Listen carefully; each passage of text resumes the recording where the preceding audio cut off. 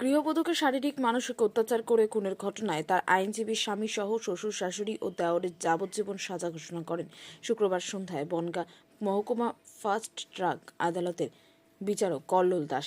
Police সূত্রে জানা গিয়েছে, বনগাঁ ৯ নম্বর ওয়ার্ডের পাওয়ার হাউস সংলগ্ন এলাকায় সপরিবারে থাকতেন আইনজীবী রথিন সেন। অভিযোগ উঠেছে, রথিন তার স্ত্রীকে বেধড়ক মারধর করে নিয়মিত মানসিক অত্যাচার করে। অভিযোগ, 2022 সালের 8ই এপ্রিল তার স্ত্রীকে মারধর করে অচেতন অবস্থায় হাসপাতালে ফেলে রেখে চলে আসে। ওই দিনই গৃহবধূর মৃত্যু হয়। এরপরে স্থানীয়রা উত্তেজিত হয়ে পড়ে। আইনজীবীর পরিবারের লোকজনের বিরুদ্ধে অভিযোগ এনে তাদের বনগাঁ থানার পুলিশের হাতে তুলে দেওয়া হয়। এদিন সাজা ঘোষণায় খুশি স্থানীয় বাসিন্দারা। এদিন সাজা ঘোষণার খবর পেয়ে কান্নায় ভেঙে পড়েন মৃত গৃহবধূর মা মমতা বিশ্বাস। তিনি বলেন, মহামান্য আদালতের কাছে আমি কৃতজ্ঞ। মেয়ে পরলোকে গিয়েও শান্তি পেয়েছে। আর কিছু বলার ভাষা নেই। আদালতের রায়ে আমি খুশি। সরকারি আইনজীবী সন্দীপ ভট্টাচার্য বলেন যে মোট 14 জনের সাক্ষীর ভিত্তিতে সমস্ত কিছু বিচার বিবেচনা করে বিচারক একই পরিবারের 4 জনের আমৃত্যু কারাদণ্ডের রায়দান করেন। তাদের ভারতীয় দণ্ডবিধির বধূ নির্যাতন ও খুনের ধারায় এই সাজা ঘোষণা করা হয়েছে। বনগাঁ মহকুমা আদালতের আইনজীবী সমীর কুমার ঘোষ বলেন, মচলন্দপুর সাতপুরের বাসিন্দা ইতু সেন ওরফে প্রিয়ার সঙ্গে আইনজীবী রথীন্দ্রনাথের বিয়ে হয়েছিল। 2022 সালে ওই গৃহবধূকে শারীরিক নির্যাতন করে খুন করে রথীন সেন ও তার ভাই রজত সেন, বাবা রবীন্দ্রনাথ সেন ও মা সুপ্তা সেন। একজন আইনজীবী হয়ে সমাজের শিক্ষিত মানুষের একজন হয়ে ওঠা এমন ঘটনা আর কখনো হতে পারে না। নাম হচ্ছে ঋতু সেন। ইতু সেন বাবার বাড়ি মসলন্দপুরে। এই মেয়েটিকে এই রথীন্দ্রনাথ সেন একজন অ্যাডভোকেট। ইনি বিভিন্ন সময় প্রচণ্ড পরিমাণে টর্চার করতেন এবং তাকে মারধর করতেন এবং পরবর্তীকালে তাকে শ্বাসরোধ করে ঘরের মধ্যে এই 4 জনই, যে 4 জনকে কোর্ট আজ বিচারক সাজা দিয়েছেন, এই 4 জন তার সঙ্গে জড়িত। মেরে একে ভ্যানে করে নিয়ে হসপিটালে নিয়ে গিয়ে ফেলে দিয়ে চলে যায়। তারপরে আর এরা খোঁজ নেয় না। পরবর্তীকালে 9/4 তারিখে ওই মেয়েটি যে মারা গেছে, ঋতু সেন, তখন ওর মা সেই মেয়েকে দেখতে যায়। তো আর রাত্রির বেলায় খবর পেয়েই যায়, মেয়ে ফোন ধরছিল না, তখন খবর পেয়ে যায়। তখন গিয়ে দেখে যে একটা 1.5 বছরের বাচ্চা তার ঘরে রয়েছে এবং সে প্রচণ্ড কাঁদছে।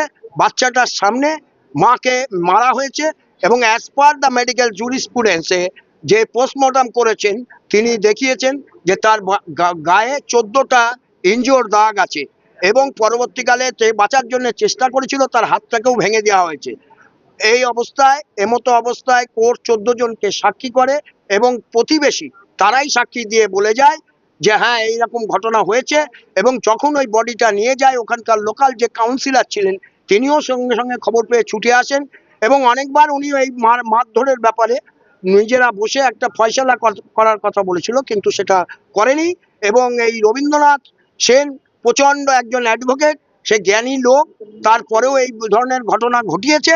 অতএব কোর্ট বিচার বিশ্লেষণ করে তাকে যাবজ্জীবন সাজা দিয়েছেন 4 জনকেই। এডিজে 1 আমাদের এডিজে 1 কল্লোল দাস তিনি দিয়েছেন সাজা। এবং 498-এ যেটা ভাবে টর্চারটা পাওয়া গেছে অ্যাজ পার দ্য মেডিকেল রিপোর্টে, তাতে দেখা যাচ্ছে 498-এর জন্য ওকে 3 বছর এবং অনাদায়ে 1000 টাকা জরিমানা এবং ওইটা লাইফ ইমপ্রিজনমেন্ট দিয়েছেন।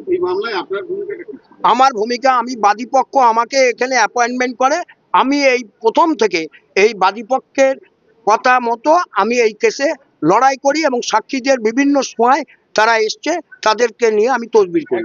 আইনজীবীর বিরুদ্ধে আজকে আপনারা সাজা ঘোষণা করালেন, হ্যাঁ, কতটা কি বলবেন? আমি মনে করি সমাজে শিক্ষিত লোক যদি এরকম অন্যায় বা ন্যাক্কারজনক ঘটনা ঘটে, তার জন্য সাজার জন্য আমি আনন্দিত।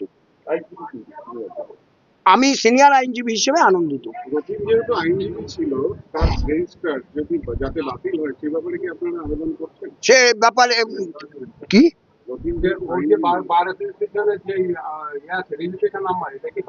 এটার জন্য আমরা কপি পেলে আমরা সেটা জানিয়ে দেবো বার কাউন্সিলকে, যাতে ওর রেজিস্ট্রেশন নাম্বারটা ক্যান্সেল হয়। আপনার নামটা? আমার নাম সমীর কুমার ঘোষ, ডাকনাম ছোট্টু ঘোষ। পাবো না, তাই মহামান্য আদালতের কাছে এইটুকুই আমার কৃতজ্ঞ।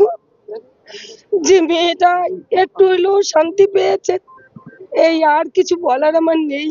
আর কোনো ঘরে ঘরে যেন এরকম ঘটনা না ঘটে, এইটা দেখেই তো আদালতে দেয়। হ্যাঁ, আমি খুশি। আপনার নামটা? আমার নাম মমতা বিশ্বাস। টোটাল 14 জন সাক্ষী এই কেসে এক্সামিন্ড হয়েছে। আহ, সাজা ঘোষণা করলো সিম্পল লাইফ ইমপ্রিজনমেন্ট, যাবজ্জীবন কারাদণ্ড চারজনেরই 302 এবং 34 ধারা মতে। আর 10,000 টাকা ফাইন, অনাদায়ে 3 মাস আরো জেল। আর বধূ নির্যাতনের মামলায় 3 বছরের সাজা আর 1,000 টাকা ফাইন, অনাদায়ে 3 মাস জেল।